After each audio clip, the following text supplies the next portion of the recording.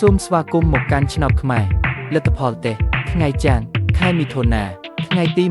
22 ជា Channel ចូលចិត្តនិងចែករំលែកវីដេអូសូមអរគុណសម្រាប់ការទស្សនាចំណាំនេះជាវីដេអូសាកល្បងឆ្នោតមិនមែនជាលទ្ធផលផ្លូវការទេសូមទស្សនាជាឯកសារយោងនិងកម្សាន្តលទ្ធផលឆ្នោតខ្មែរម៉ោង 8:45 នាទី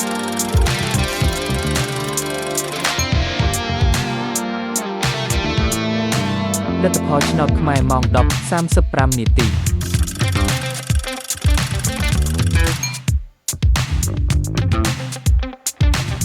លទ្ធផលឆ្នោតខ្មែរម៉ោង 1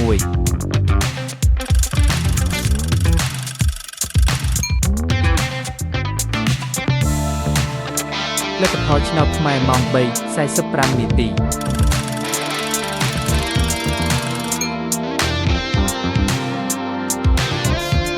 លទ្ធផលឆ្នោតខ្មែរម៉ោង 6